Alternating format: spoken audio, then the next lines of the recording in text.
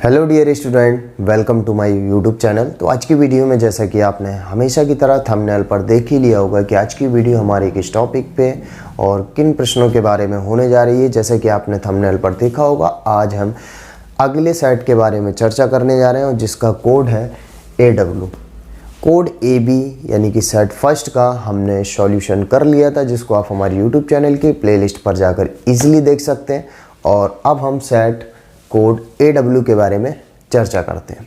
जैसा कि प्रश्न लिखा हुआ है कि सभी खंड कीजिए, और पहला प्रश्न कह रहा है कि समांतर श्रेणी 3, 1, -1, -3 के लिए सार्वमांतर है। तो सार्वमांतर निकालते हैं। तो सबसे पहली चीज यहां लिखते हैं प्रश्न संख्या पहले का नंबर। तो पहले नंबर हम क्या लिखेंगे? श्रेणी क्या दे रहा है? 3, 1, -1, -3। और ये श्रेणी ऑलरेडी बोल रहा है कि समांतर श्रेणी है। तो सार्वमांतर निकालने का सूत्र क्या होता है कि सार्वमांतर D बराबर A2 माइनस का A1। A2 यानी कि सेकंड पद 1 और A1 यानी कि पहला पद 3। तो 3 में से 1 घटेगा तो 2 बचेगा, बड़ी संख्या के अकॉर्डिंग माइनस का चिन्ह। तो क्या लिखेंगे? अतः सार्वमांतर D बराबर -2, जो कि ऑप्शन नंबर कौन सा है हम गौर करेंगे। तो ऑप्शन नंबर 3 -2 हमारा करेक्ट है। ठीक है, इसके बाद खा नंबर को देखते हैं। प्रश्न संख्या दूसरे का खा नंबर। दूसरे के खा में क्या कह रहा है कि 2 tan 30 डिग्री बटे 1 + tan स्क्वायर 30 डिग्री का मान होगा, जो कि ऑप्शन दिए हुए हैं sin 60, cos 60, tan 60 और sin 30। यानी कि इसके जो मान निकालने हैं हमें इसको हल करके वो निकालना है त्रिकोणमितीय फलन के रूप में। तो क्या करेंगे? 2 tan 30 डिग्री बटे 1 + का tan स्क्वायर 30 डिग्री, चूँकि फॉर्मूला होता है कि sec स्क्वायर थीटा बराबर 1 + का tan स्क्वायर थीटा। तो इस फॉर्मूले के अकॉर्डिंग 2 tan 30 डिग्री, इसको हम क्या पढ़ेंगे? 1 + का tan स्क्वायर थीटा। और 1 + tan स्क्वायर थीटा का फॉर्मूला क्या होता है? sec square theta. यानी कि sec स्क्वायर और थीटा की प्लेस पे कितना है? 30 डिग्री। चूँकि फॉर्मूला होता है sec थीटा का अपोजिट होता है cos थीटा। तो 2 tan 30 डिग्री और sec ऊपर जाएगा तो कितना हो जाएगा? cos square 30 degree. अब हम मान रखते हैं 2 tan 30 का मान। अब क्यों मान रखना पड़ रहा है?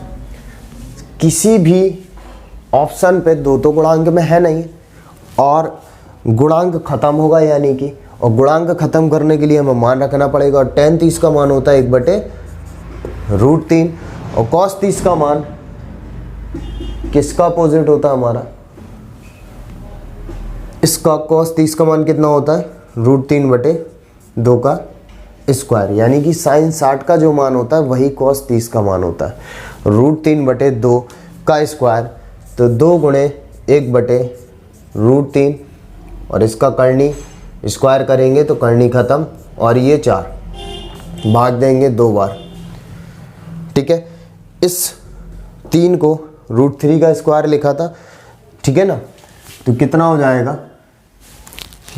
1/√3। इस 3 को हम पुनः √3 का स्क्वायर लिख दें, कोई दिक्कत नहीं है, वही तो है, /2। तो कितना बचेगा? √3/2। ठीक है ना, 1 √3 कैंसिल कर देंगे ना, स्क्वायर ही तो है। यहाँ पर भी कर सकते थे अगर स्क्वायर आपको नहीं खोलना था। ठीक है, और 2 से भाग दे दिया 4 में तो 2, यानी कि बचा कितना? √3/2। अब √3/2 इसमें किसका मान होता है? sin 60 का। तो आंसर क्या आएगा? sin 60 degree. और sin 60 डिग्री ऑप्शन किस में दिया है? फर्स्ट में। तो आंसर हो गया हमारा sin 60 डिग्री। इसके बाद ग नंबर में देखेंगे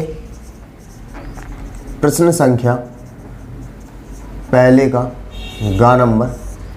तो प्रश्न में कह रहा है कि यदि 5, 10, 15, R 20, 35 और 40 का समांतर माध्य 21 है तो R का मान ज्ञात कीजिए। तो समांतर माध्य का फॉर्मूला क्या होता है?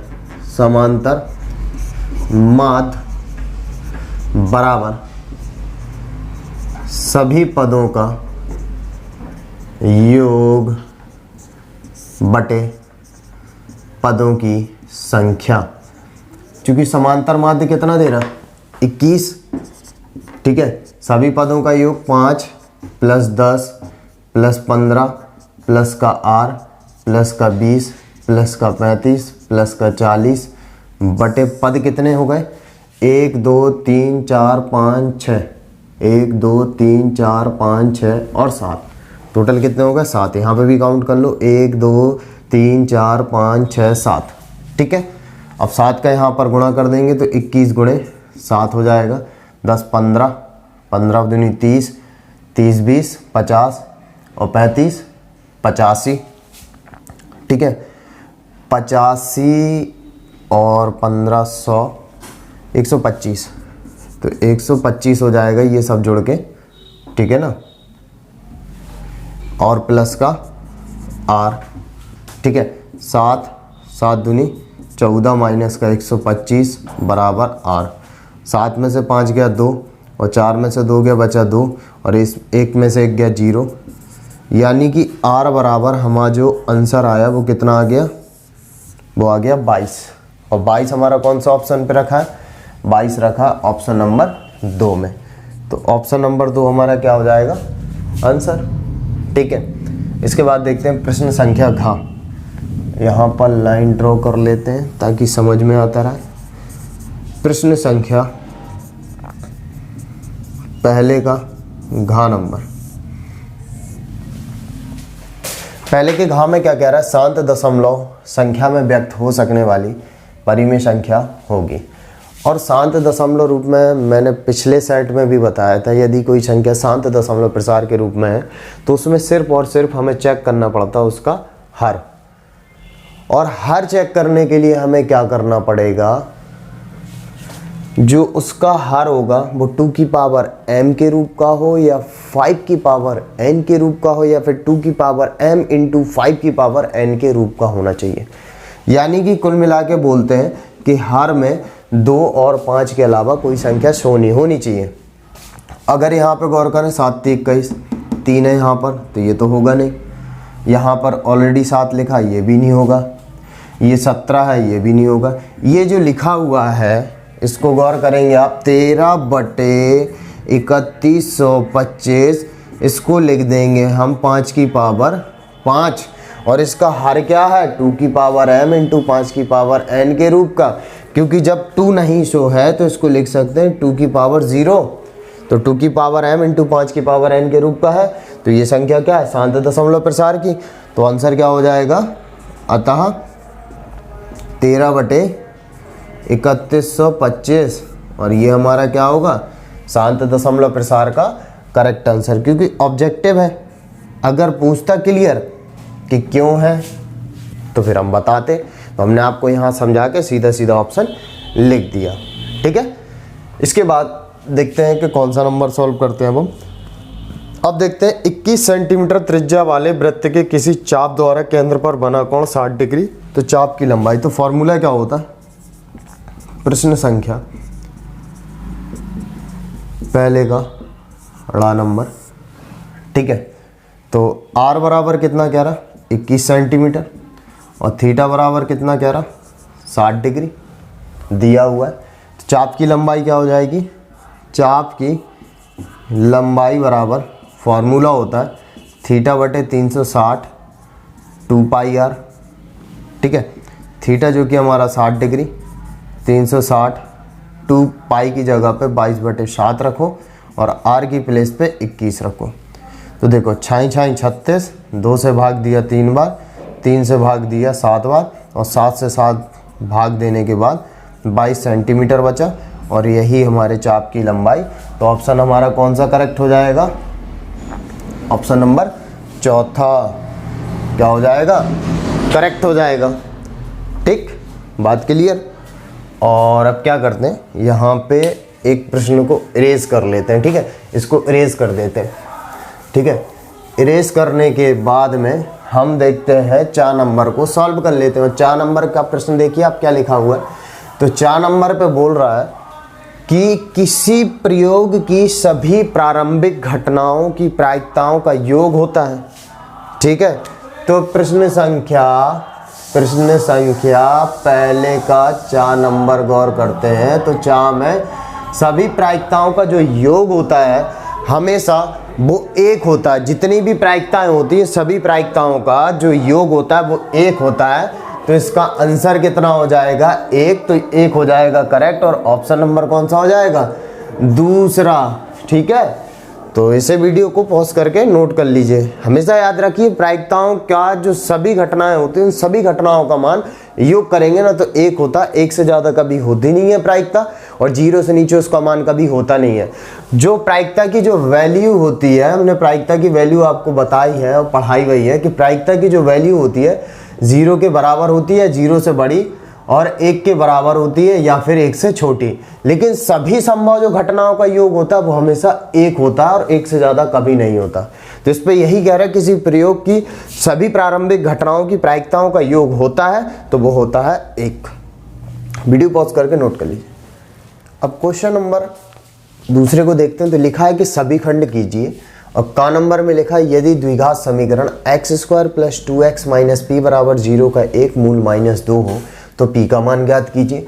तो लिखते हैं हम प्रश्न संख्या दूसरे का नंबर, ठीक है। सबसे पहली चीज लिखते हैं हम द्विघात समीकरण जो कि लिखा है x² + का 2x - का p = 0 का एक मूल x = -2 है। मूल क्या होते हैं, x की वैल्यू तो होती है। अगर बहुपद हल करते हैं तो बहुपद में जो x की वैल्यू निकलती है उन्हें बोलते हैं हम शून्यक, और द्विघात समीकरण अगर हल करते हैं उसमें जो मान निकलते हैं x के उन्हें बोलते हैं हम मूल। यानी कि एक मूल -2 यानी कि ये x की वैल्यू है। तो हम क्या लिखेंगे, x का मान द्विघात समीकरण में रखने पर, और द्विघात समीकरण में अगर x की वैल्यू रखते हैं, अगर इसका ये मूल है तो ये द्विघात समीकरण में रखे जाने पर समीकरण को संतुलित करेगा। यानी कि x की प्लेस में -2 रखना, तो -2 का स्क्वायर + 2 × -2 का p = 0। 2 का वर्ग तो 4 होता है, लेकिन सम घात है, माइनस का चिन्ह प्लस हो जाएगा, और ये प्लस माइनस का -2 दूनी 4 माइनस का p = 0, प्लस माइनस कट गए तो -p = 0। तो माइनस का चिन्ह 0 की तरफ पक्षांतर हो जाएगा, तो p बराबर कितना बचा, 0। और ये क्या हो गया हमारा आंसर, यानी कि p की वैल्यू कितनी निकलेगी, 0। इसके बाद हल करते हैं प्रश्न संख्या दूसरे का खा नंबर, ठीक है। दूसरे का खा नंबर क्या कह रहा है कि पाशे को एक बार उछालने पर सम संख्या आने की प्रायिकता। तो क्या यार, पासे को एक बार उछालने पर कुल प्रतिदर्श घटना या परिणाम कितनी होगी, या तो 1 आएगा, 2 आएगा, 3 आएगा, 4 आएगा, 5 आएगा, 6 आएगा। अगर एक पासे को उछाला जाता है तो टोटल कितने मतलब मद आ सकते हैं या घटना हो सकती है या परिणाम हो सकते हैं। या तो 1 आएगा पासे में, या तो 2 आएगा, या तो 3, या तो 4, या 5, या 6 घटनाएं घटती। पासा लूडो खेलने वाला। तो टोटल ओवरऑल घटना कितनी हो गई, 6। अब पासे पर सम संख्या आने की प्रायिकता, पासे पर सम संख्या आने के कुल परिणाम या तो 2 होगा, या तो 4 होगा, या 6 होगा। यही तो सम संख्या है, यानी कि टोटल कितनी घटनाएं घटेंगी, 3। तो प्रायिकता क्या होगा तब, प्रायिकता को पीई से शो करते हैं। क्या होता है फॉर्मूला? अनुकूल परिणाम बटे कुल परिणाम। अब अनुकूल परिणाम यानी कि सम संख्या कितनी बार आएगी? या तो 2 या 4 या 6 यानी कि 3 घटना होंगी। और पासे को जब फेंका जाएगा तो टोटल ओवरऑल घटना कितनी होगी? 6। तो 2 से भाग दिया तो पीई बराबर 1 मिनट रुकना, यहाँ पे एक चीज़ मिसिंग कर दी हमने। मिसिंग क्या कर दी कि अनुकूल परिणाम 3 है और कुल परिणाम कितने? 6। तो प्रायिकता कितनी हो जाएगी? 1/2। ठीक है, और ये क्या हो जाएगा हमारा आंसर। ठीक है, अब प्रश्न संख्या दूसरे का गा नंबर। प्रश्न संख्या दूसरे के गा को अगर देखें तो क्या कह रहा है कि कॉस ए बराबर √3/2 हो तो साइन 2a का मान ज्ञात करो। तो देखो यार, कॉस ए बराबर √3/2, कॉस में √3/2 कितने का मान होता है? कॉस 30 डिग्री का। और तब कॉस में जो √3/2 किसका मान होता है? 30 डिग्री का। जब कॉस ए बराबर कॉस 30 तो ए बराबर कितना हो जाएगा? 30 डिग्री। तो पूछा क्या? साइन 2a का मान। तो साइन 2a, तो साइन 2 इंटू 30 यानी साइन 60, और साइन 60 का मान कितना होता है? √3/2, यानी कि साइन 2a बराबर √3/2। और यही क्या होगा हमारा आंसर। आप हमेशा एक चीज़ देखिए, याद रखिए, जो शुरुआत के एक एक नंबर के पहले खंड में और दूसरे खंड में जो प्रश्न आते हैं ना, ये बहुत महत्वपूर्ण होते हैं, क्योंकि इन्हीं से आपका 60+ जा सकता है और इन्हीं के बदौलत आपका 60 से डाउन चला जाता है मार्क्स। क्योंकि एक एक नंबर के प्रश्न आसान के साथ साथ में अगर आपसे बनते हैं तो ठीक है, बनना इस पर आप कुछ कर भी नहीं सकते। ठीक है ना, ये छोटे छोटे प्रश्न हैं, बहुत महत्वपूर्ण प्रश्न है, और अच्छे से आपको इनको स्टडी भी करना और ज़्यादा से ज़्यादा आंसर लगाना है और कमेंट पे बताना है कि आपको ये प्रश्न समझ में आ रहा है या कोई डाउट्स है तो वो भी कमेंट में आपको ज़रूर बताना है। अब दूसरे का गा हो गया। अब यहाँ पर लिखते हैं प्रश्न दूसरे का घा नंबर। तो घा नंबर पे क्या कह रहा है? 10 व्यक्तियों के भार का समांतर माध्य कितना कह रहा है? 45.6 किलोग्राम। उनके भारों का योगफल। तो देखो समांतर माध्य क्या होगा? समांतर माध्य लिखेंगे, ऐसा लिखेंगे, भारों का योगफल। क्यों? क्योंकि सभी पदों का योगफल होता है ना, बटे पदों की संख्या। ठीक है ना, तो लिखेंगे पदों की संख्या। तो आपस में कैंची गुणा अगर करते हैं तो भारों का योगफल क्या निकलेगा? देखो ये कोई फॉर्मूला स्पेशली नहीं लिखा हमने। समांतर माध्य बराबर होता ही क्या है? सभी पदों का योगफल बटे पदों की संख्या। अब यहाँ पे भार दिए हैं पदों की जगह पे, तो भार ही तो जोड़ेंगे, भारों का योगफल आएगा ना। तो भारों का योगफल बराबर समांतर माध्य गुणे पदों की संख्या। तो समांतर माध्य कितना निकला? 10 व्यक्तियों की संख्या। संख्या कितनी है? 10। समांतर माध्य कितना दे रहा है? 45.6 और पदों की संख्या दे रहा है 10। जब गुणा करेंगे 45.6 10 कर देंगे, ठीक है ना, 10 का गुणा कर देंगे और एक अंक बाद दशमलव, यानी कि 456 किलोग्राम भार निकलेगा योगफल। और यही क्या हो गया आंसर। तो भारों का योगफल कितना निकलेगा? 456 किलोग्राम। ठीक है, इस वीडियो को पॉज करके नोट कर लीजिए। अब चलते हैं क्वेश्चन नंबर 3 पे। तो क्वेश्चन नंबर 3 पे क्या कह रहा है? सभी खंड कीजिए। और पहला का नंबर क्या कह रहा है? के किस मान के लिए k+9, 2k-1 तथा 2k+7 समांतर श्रेणी के सतत पद होंगे। ठीक है, तो प्रश्न संख्या तीसरे का नंबर। ठीक है, तो सबसे पहली चीज़ लिखेंगे, चूंकि k+9 2k-1 एवं 2k प्लस 7 समांतर श्रेणी के शतक पद हैं तब इनके सार्वंतर बराबर होंगे। तो समांतर श्रेणी में क्या होता है कि समांतर श्रेणी में सार्वंतर क्या होते हैं, बराबर। और सार्वंतर का फॉर्मूला क्या होता है, सार्वंतर को डी से शो करते हैं, a2 माइनस का a1 बराबर a3 माइनस का a2। ऐसे ही क्या होंगे, सबके सार्वंतर आपस में क्या होते हैं, बराबर।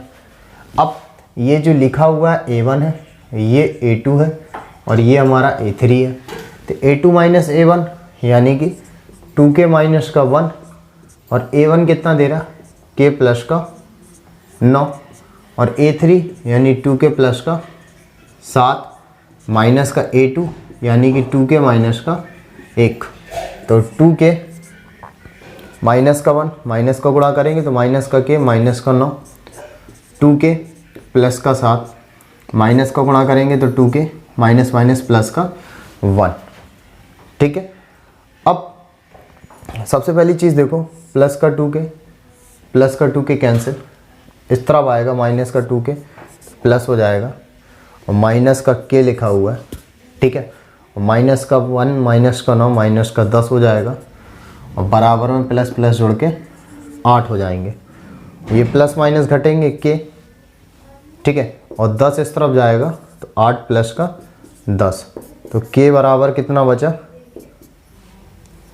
प्लस माइनस घट के k बचेगा और 10 उस तरफ जाएगा तो k बराबर कितना, 18। तो k की वैल्यू हमारी कितनी आ गई, 18।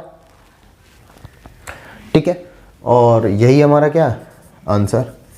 तो कभी भी इस टाइप के सवाल आते हैं, समांतर श्रेणी के सतत पद देते हैं और कुछ वैल्यू पूछते हैं, जैसे कि यहाँ पर k की वैल्यू पूछिए, तो हमेशा एक तरीका होता है, आप उसमें सार्वंतर बराबर कर लीजिए, क्योंकि समांतर श्रेणी के सार्वंतर आपस में क्या होते हैं, बराबर। जैसे कि यहाँ पर हमने किया तो k बराबर हमारा कितना आ गया, 18 आंसर। चलते हैं अब खा नंबर में। कह रहा है द्विघात समीकरण 4x² plus 4bx minus a² minus b² बराबर 0 से x का मान ज्ञात करना है। द्विघात समीकरण, और द्विघात समीकरण की हमें कितनी विधियाँ आती हैं, तो गुणनखंड विधि आती है जिसकी सहायता से हम मूल ज्ञात कर सकते हैं, है ना। द्विघात समीकरण में जो x की वैल्यू निकलती है, क्योंकि जितना घात वाला समीकरण होता है उतने ही मूल निकलते हैं। ये द्विघात है यानी कि 2 मूल निकलेंगे। और यहाँ पर हमें मूल निकालने की एक गुणनखंड विधि आती है, एक पूर्ण वर्ग विधि आती है और तीसरी हमें आती है द्विघाती सूत्र विधि। अब यहाँ पर इस प्रश्न में गौर करें, इसका हमें सॉल्यूशन करना है द्विघात समीकरण का और x का मान ज्ञात करना है। x का मान यानी कि मूल ज्ञात करने हैं। अब आप फैक्टर अगर करना चाहोगे, अगर आपको समझ में आते हैं तो कीजिए, वरना सबसे अच्छा तरीका होता है आप द्विघाती सूत्र से हल कर दीजिए, ज़्यादा दिमाग भी नहीं लगाना पड़ेगा और ईजिली जल्दी सॉल्व भी हो जाएगा। तो प्रश्न संख्या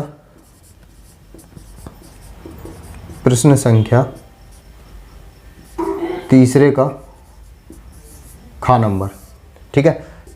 लिखा हमने द्विघात समीकरण कितना, 4x² plus 4bx minus a² minus का b² बराबर 0।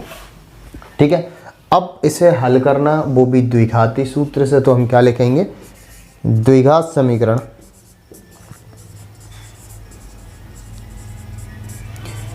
ax² plus bx plus c बराबर 0 से तुलना करने पर। द्विघात समीकरण से हम क्या करते हैं, तुलना, लेकिन इसमें ऐसा कुछ दिया नहीं है कि आप द्विघाती सूत्र से करो, पूर्ण वर्ग से करो या गुणनखंड विधि, लेकिन हमें जो स्वेच्छा से अच्छा तरीका जो लग रहा है वो द्विघाती सूत्र दिख रहा है। तो x² का गुणांक a, तो a की प्लेस पे कितना 4, x का गुणांक b, तो x का गुणांक 4b दे रहा है, तो b बराबर 4b हो जाएगा। और c बराबर, जो कि अचर पद होता है, ठीक है, और सी की जगह पे अचर पद ये दिख रहा माइनस ए स्क्वायर माइनस का बी स्क्वायर। ठीक है, अब द्विघाती सूत्र से हल करते हैं। तब द्विघाती सूत्र से x बराबर माइनस का b प्लस माइनस का बी स्क्वायर माइनस का 4ac अंडर रूट में बटे 2a। तो b की प्लेस पे कितना है 4b, तो माइनस का 4b प्लस माइनस b की प्लेस पे 4b यानी 4b का होल स्क्वायर माइनस 4a की प्लेस पे कितना दे रहा है 4, और c की प्लेस पे ये रहा, इसको मंझले कोष्टक में लिख लेते हैं ए स्क्वायर माइनस का बी स्क्वायर। ठीक है, और अंडर रूट लगा था इतने भाग में अंडर रूट बटे 2, ए की प्लेस पे कितना है 4, तो माइनस का 4b प्लस माइनस ये 16b स्क्वायर हो जाएगा, माइनस माइनस का प्लस हो जाएगा चिन्ह। अब 4 चौको 16, तो 16a स्क्वायर, क्योंकि माइनस माइनस प्लस हो गया, अब जो चिन्ह अंदर है वही खुलेंगे, और माइनस का 4 चौको 16 b स्क्वायर बटे 8। ये देखिए माइनस प्लस के कैंसिल हो गए, x बराबर माइनस का 4b प्लस माइनस का 16a स्क्वायर अंडर रूट में बटे 8 माइनस का 4b प्लस माइनस का 4a बचेगा, क्योंकि करनी है, और 16 का वर्गमूल 4 और a स्क्वायर का a और 8। ठीक है, अब क्या करते हैं, सबसे पहले यहाँ से 4 कॉमन निकालते हैं, माइनस b प्लस माइनस का a बटे 8 भाग देंगे 2। ठीक है, तो x के मान क्या निकलेंगे, अतः x बराबर एक बार प्लस में तो माइनस b प्लस a बटे 2 एवं एक प्लस में निकाल दिया और एक माइनस में, क्योंकि प्लस माइनस का मतलब होता है एक बार प्लस में एक बार माइनस में, तो एक बार प्लस में प्लस हो गया और एक बार माइनस में, यानी कि माइनस b माइनस का 1 बटे 2। और सॉल्व कर लेते हैं, x बराबर प्लस का a माइनस का b बटे 2 एवं माइनस का चिन्ह कॉमन निकालते हैं तो a प्लस का b बटे 2। ठीक है, तो x की 2 वैल्यू ये निकल आई। ठीक है, और x के मान ही पूछे थे, तो x बराबर a माइनस बी बटे 2 और माइनस का a प्लस बी बटे 2, तो ये रही x की वैल्यू। ठीक है, तो वीडियो पॉज करके नोट कर लीजिए।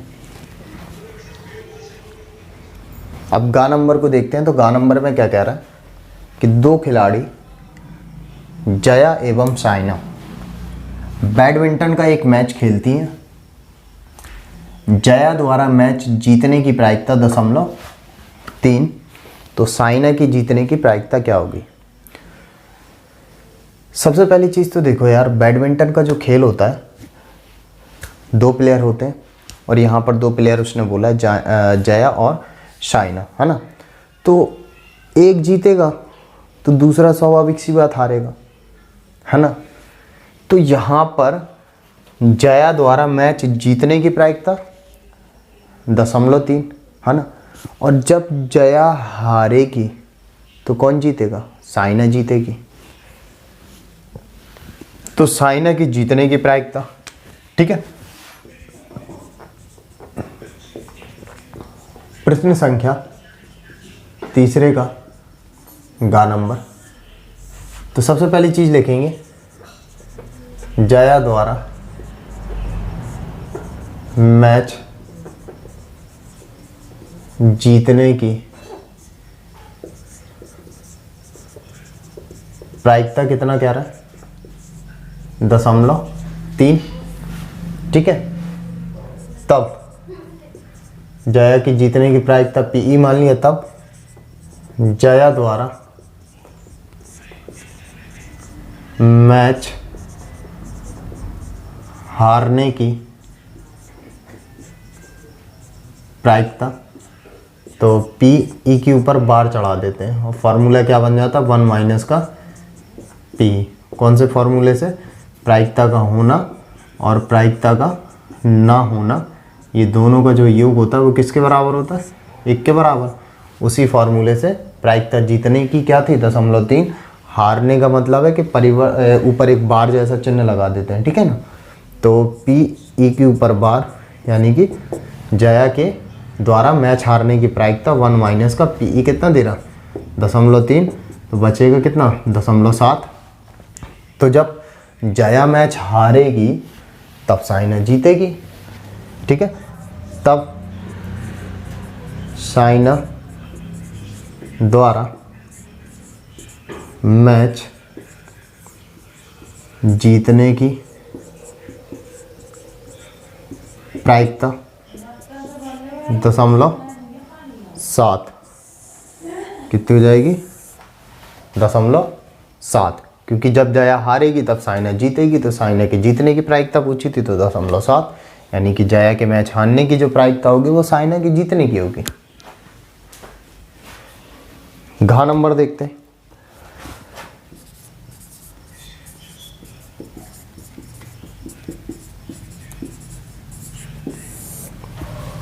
तीसरे के घ में क्या कह रहा है कि एक समकोण त्रिभुज का क्षेत्रफल 30 सेंटीमीटर स्क्वायर, यदि इसकी जो ऊंचाई है आधार की लंबाई से 7 सेंटीमीटर अधिक है, तो आधार की लंबाई याद करनी है।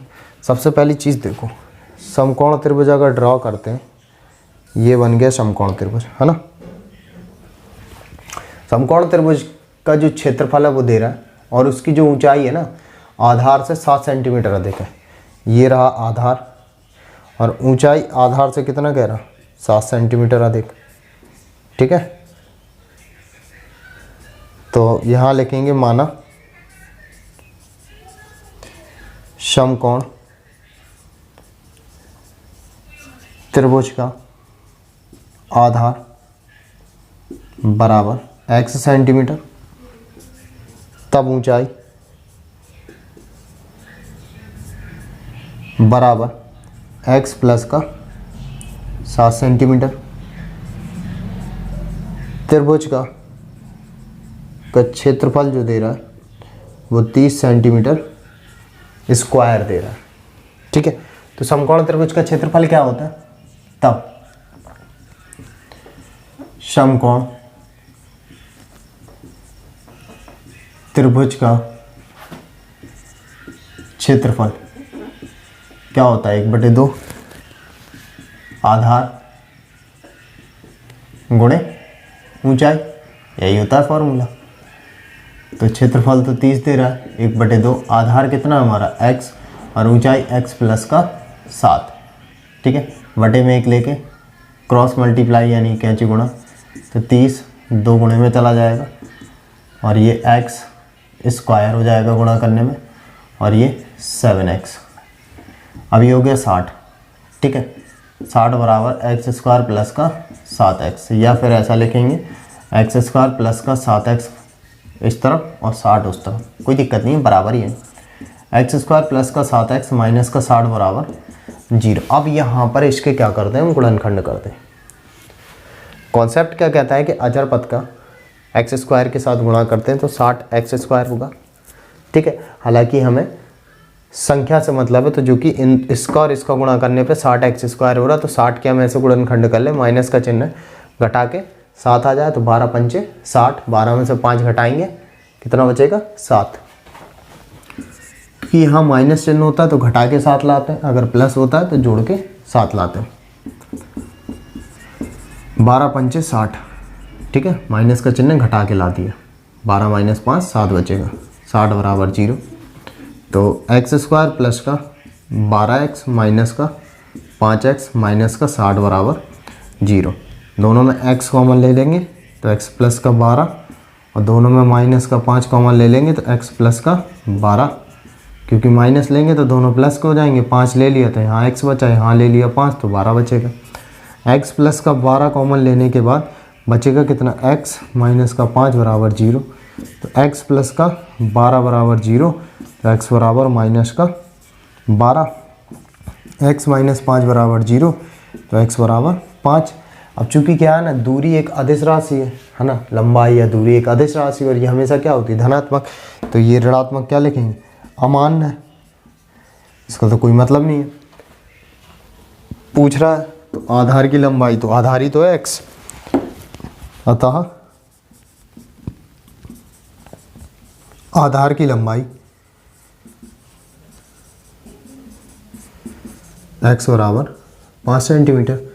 बस यही तो पूछ रहा था, तो इसको हमने क्या कर दिया, बॉक्स में बंद कर दिया। ठीक है, तो वीडियो पॉज करके नोट कर लीजिए।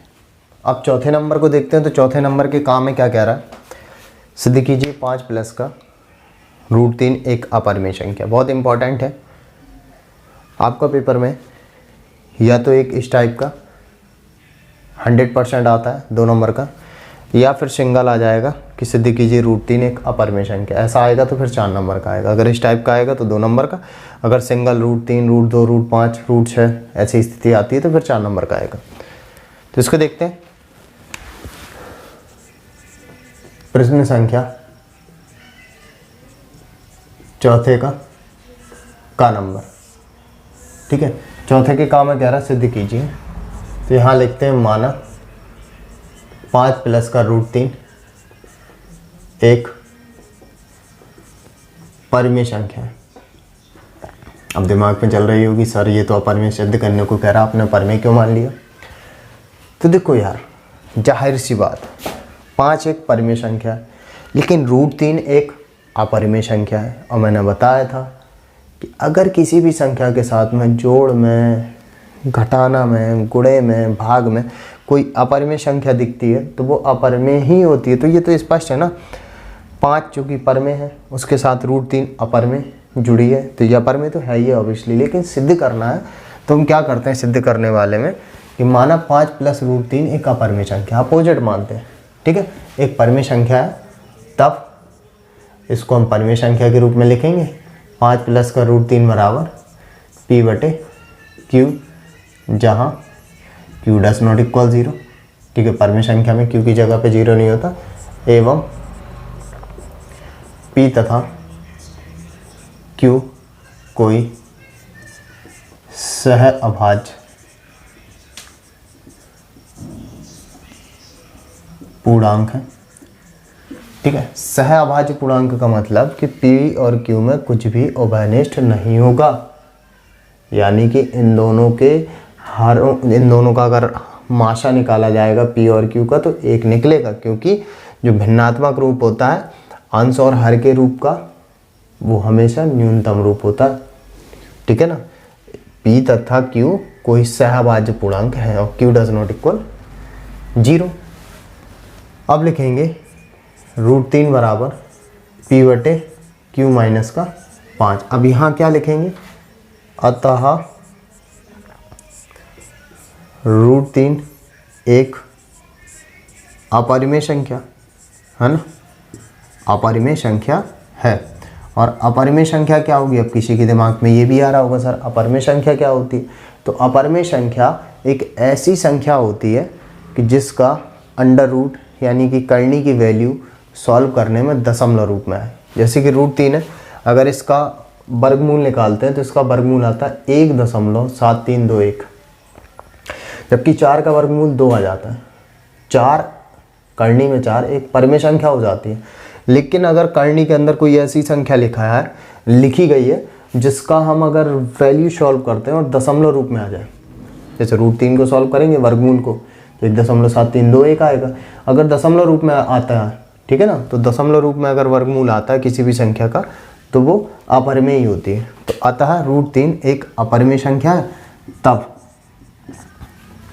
इसके बराबर में ये लिखी ना, √3 के बराबर में ये लिखी ना, तब p/q माइनस का 5 भी एक अपरिमेय संख्या है। ठीक है, जाहिर सी बात है क्योंकि बराबर में लिखी ना।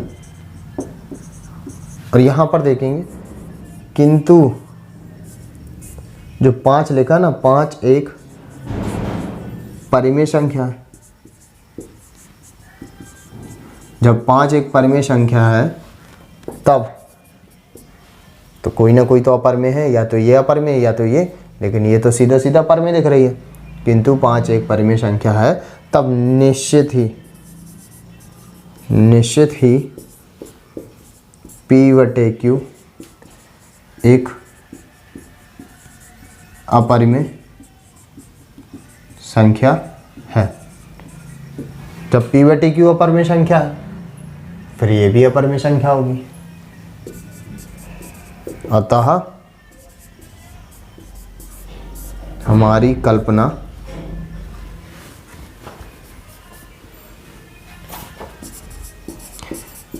कल्पना गलत है कि 5 + √3 एक परिमेय संख्या है, जबकि 5 + √3 एक अपरिमेय संख्या है। पूरा थ्योरी का खेल है, ठीक है ना, पूरा थ्योरी का खेल है इसमें। ये मैंने पिछले सेट में भी कराया था, रट लीजिए आप इस टाइप के क्वेश्चनों को, ठीक है ना, 100% वाले क्वेश्चन होते हैं, ठीक है। सॉल्व हो गया, यहाँ लिख भी देते हैं, प्रूव करने को बोला था ना, प्रूव भी कर दिए। अब देखते हैं हम प्रश्न संख्या चौथे का खा। चौथे के खा में क्या कह रहा है, 2 घनों जिनमें से प्रत्येक का आयतन 64 सेंटीमीटर क्यूब है कि संलग्न फलकों को मिलाकर एक ठोस बनाया जाता है। देखो यार 2 घन, ठीक है, घन किस प्रकार से बनाते हैं, ये बनाते हैं इस टाइप से, ठीक है, 2 स्ट्रक्चर घन वाले बना रहे हैं,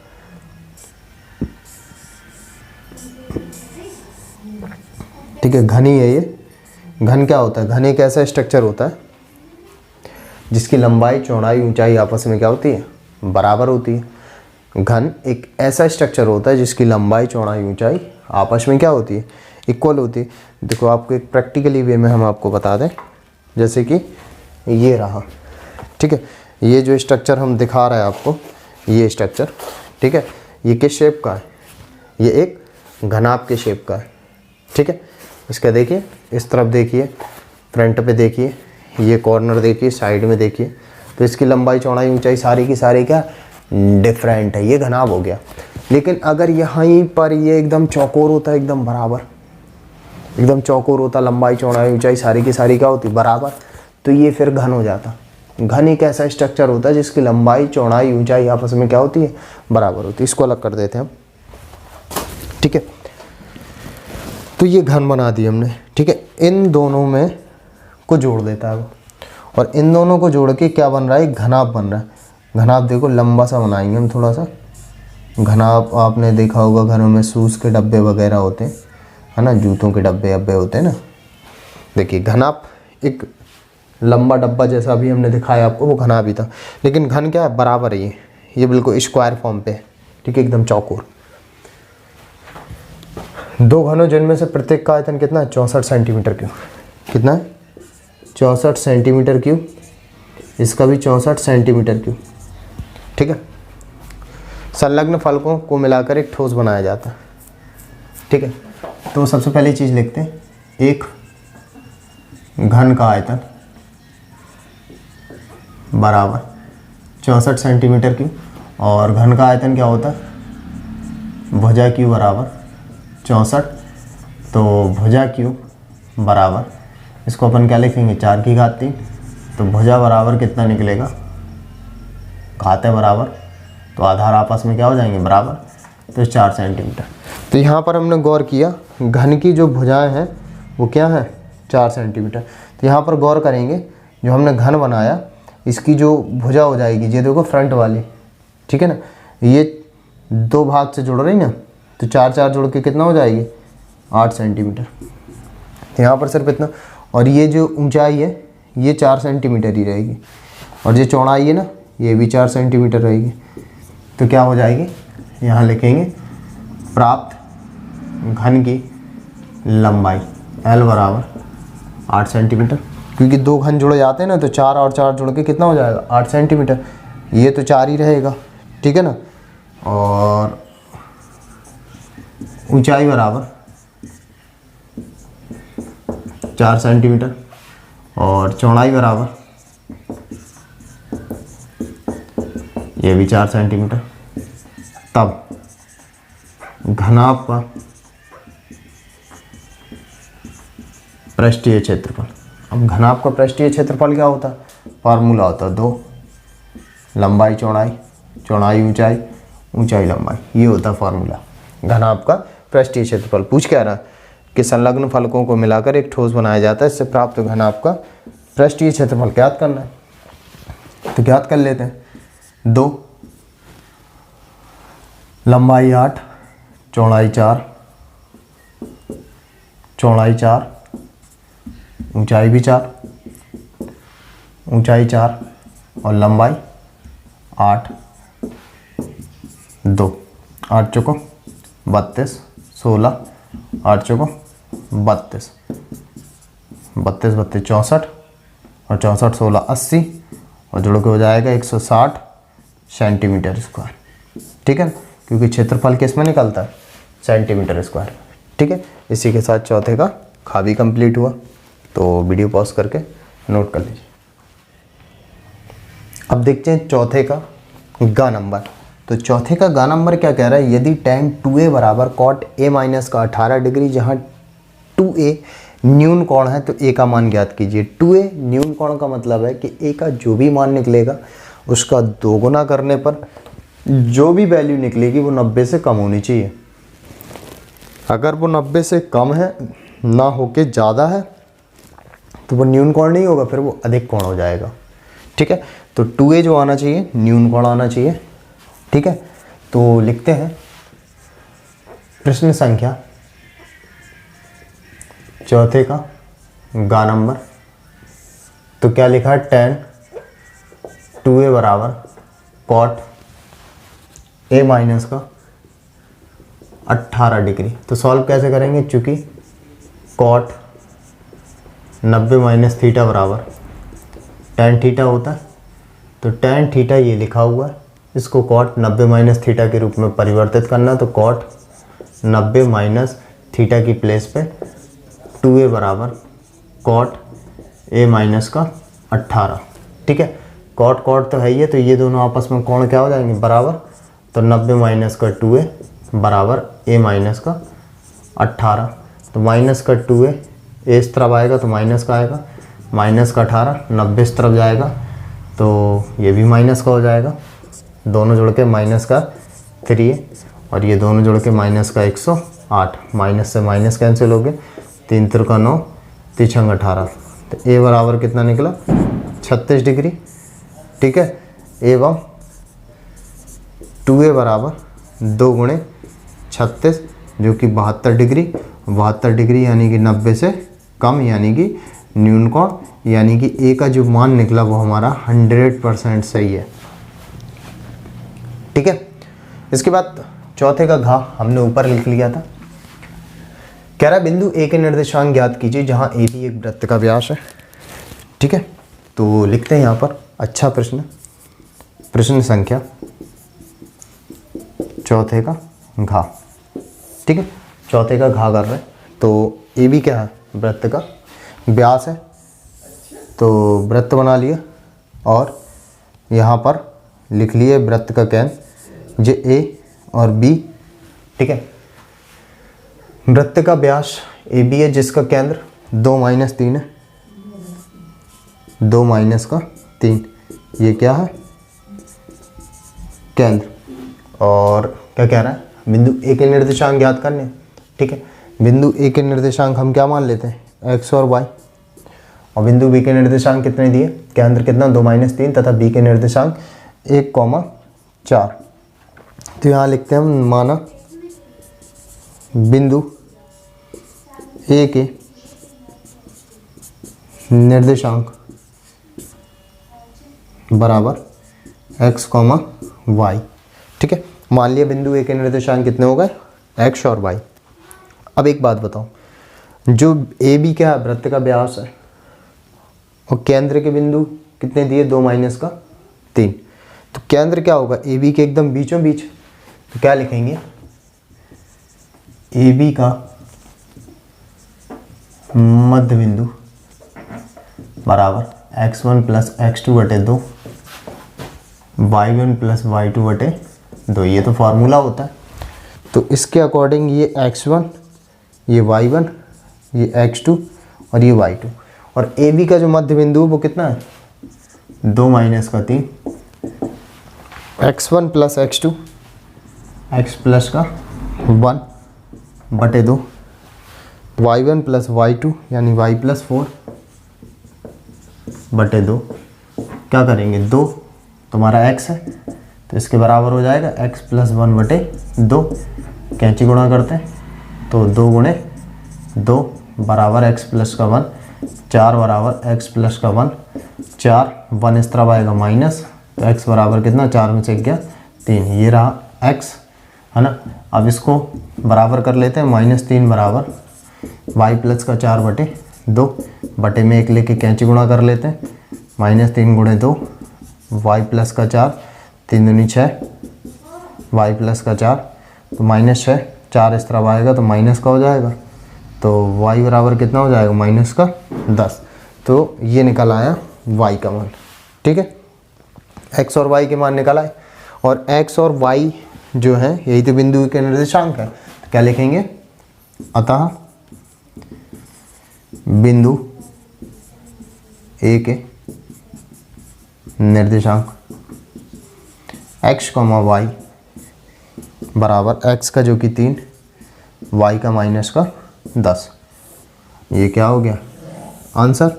और यही तो ज्ञात करना था बिंदु ए के निर्देशांक। ठीक है, आई थिंक समझ में आ गया होगा। वीडियो पॉज करके नोट कर लीजिए, फिर मिलते हैं नेक्स्ट वीडियो के साथ। और वीडियो में जाते जाते यदि अब तक आपने हमारे चैनल को सब्सक्राइब नहीं किया तो यूट्यूब चैनल को सब्सक्राइब कर दें और बेल नोटिफिकेशन को दबा दें ताकि कोई भी वीडियो अपलोड करते ही नोटिफिकेशन आप तक तुरंत पहुंच जाए।